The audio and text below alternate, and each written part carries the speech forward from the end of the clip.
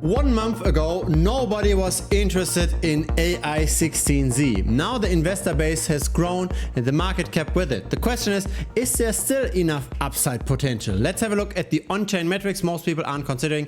Let's see what's currently driving the price. Now here are the YouTube statistics on the very first video I made on AI16Z on this channel. The video absolutely flopped. Nobody was interested. It underperformed the average video by I don't know how much. But then another video followed and that was already on the upper end of what a typical video does. And just have a look at this 2.5 days ago, we might see an outperformer. Surprise, surprise. Most gains are to be made when the token is not yet popular. But now at this point, is there still some upside? Let's see. It all started out with an AI meme coin, a parody account, Mark Andreessen or AI Drissen, that's leading the A16Z VC fund, or in this case, the AI16Z meme coin. But things have moved way beyond just a meme coin. There's now a real platform built on AI16Z. There is the ELISA framework that allows building AI agents and connecting them with social media using TypeScript. It's fairly straightforward to do. You can even define your character. And if you clone the repository, you can decide, do you want your AI agent to talk like Andrew Tate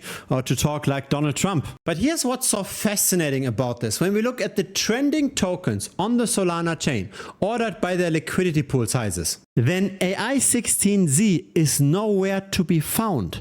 What's going on? This here is going on. The centralized exchanges are taking over. Most trading volume now happens on Gate.io. And there are even perpetual futures on the asset. In other words, derivatives or levered bets on the price. And that's led by Binance, followed by OKX and Bybit. And so the price, of course, went absolutely parabolic. In the last 24 hours, we went up by 12%. But since this point over here, we went up by almost 10,000%. Now, what's that point over here? It is this signal. Kyle Chessy bought AI16Z when it was at 1.8 cents. And he bought more than once. He made a lot of purchases and got very rich off of AI16Z. Maybe that's the wrong way to describe it. He was already rich before he became even more rich. This is in general how crypto works, right? Crypto is a game of both luck and skill. And the more the game is played, the more the capital concentrates towards the people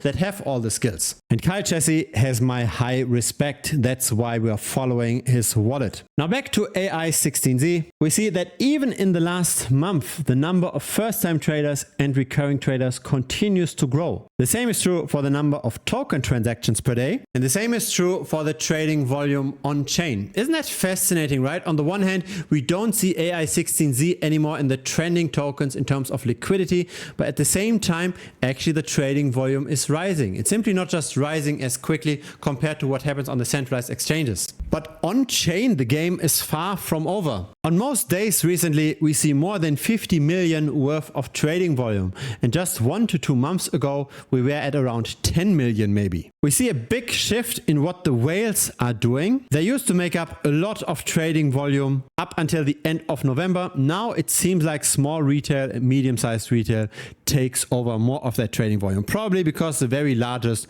of the traders are trading on the centralized exchanges now. Still, despite all of this, we see continued accumulation across the board. On the left side, we see the number of wallets that have at least 500 AI16Z tokens. That's roughly $1,000 worth of the token, and that's now at 22,000 wallets. We see similar growth for medium-sized retail, so that's now the wallets with at least $10,000 worth of the token. And the whales are not dumping on retail. Even the number of whales is going up.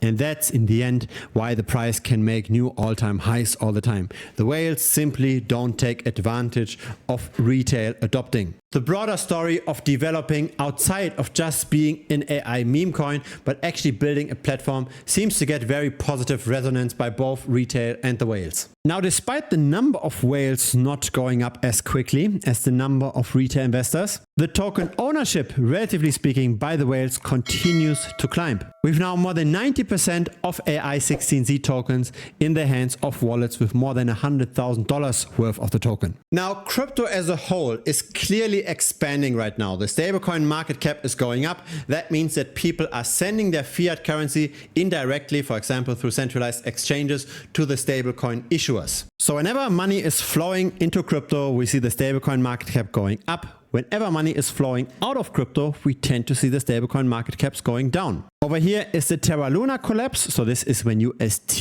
went bust.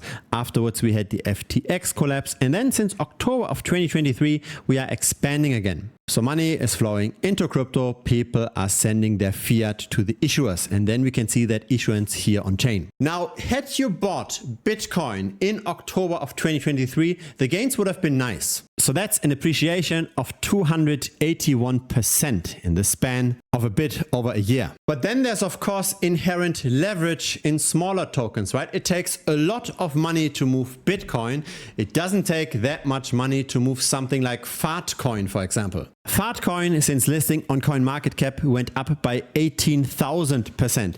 Isn't that better than just holding Bitcoin? The art is of course to find something like Fartcoin early, right? To be among the insiders, to be among the people that tend to make the right trades. And here is how I personally find those tokens early. I made a video on Fartcoin very early on this channel, and the way I did this is I got an alert that Kyle Chessy bought the token at 5 cents. That was on October 23rd, and I got that alert via on-chain analysis. So through various techniques, we can find what influencer owns what kind of wallet, and then we can get those wallets and get alerts whenever those wallets transact. And so for Kyle Chessy, for example, we've got 12 wallets that we are following. Here is his YouTube channel. He's got 141,000 subscribers. And this is how the price developed since that alert, right? A very nice gain, much better than just buying and holding Bitcoin.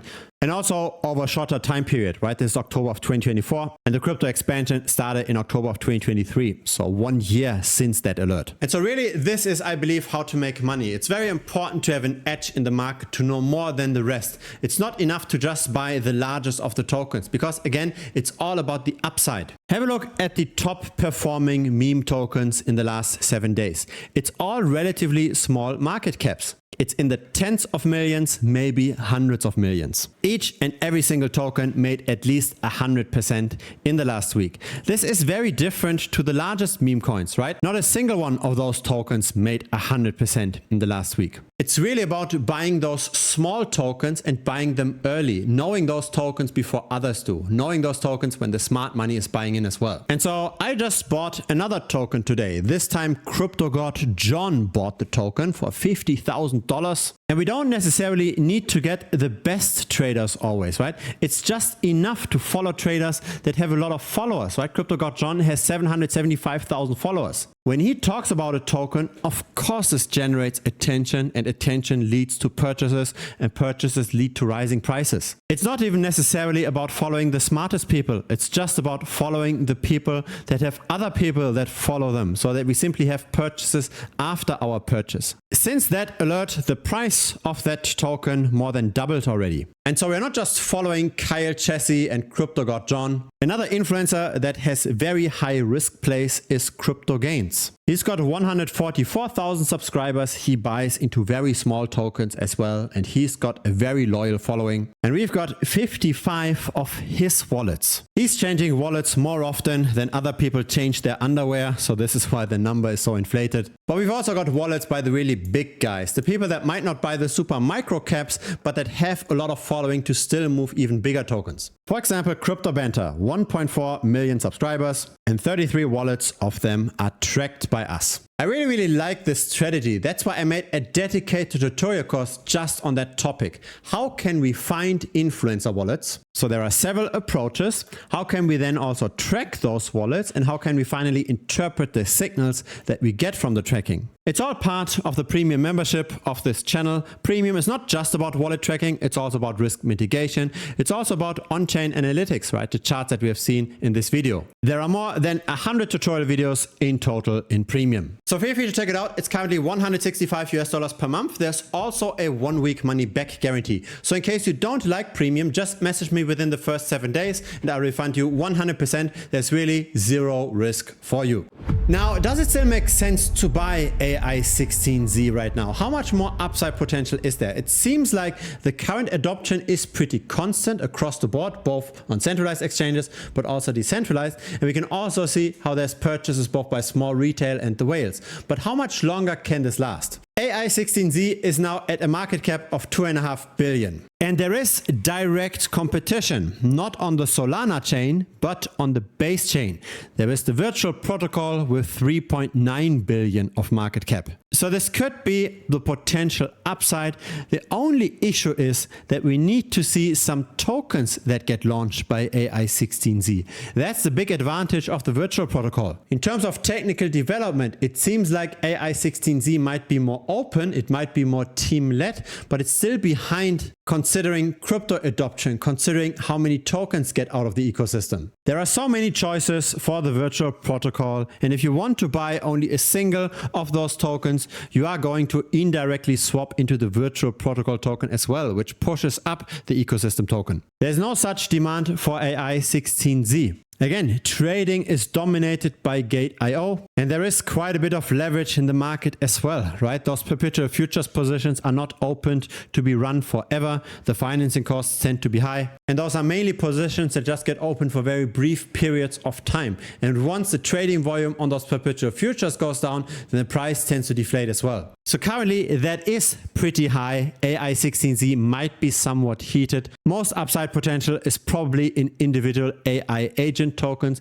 and potentially once that get launched, the individual tokens that come out of AI16Z. But the AI16Z token itself is already, in my opinion, relatively high. It's not that likely that it's going to make another 10x from here, because for a 10x the market cap would be at 25 billion, and that's then in the realms of the market cap of Tron or of Lido staked Ether. It would even be larger than the entire Sui chain. There definitely needs to be more adoption for something like this to happen. I'm personally more a fan of buying tokens that are maybe in the hundreds of millions, maybe even tens of millions of dollars, rather than in the billions. Once we are in the billions, then making another 2, 3, 4, 5x isn't that likely anymore. If you got some value out of this video, feel free to subscribe. I publish videos regularly. A like would be very much appreciated as well. It helps the channel grow. See you in the next video, or see you in premium. Cheers!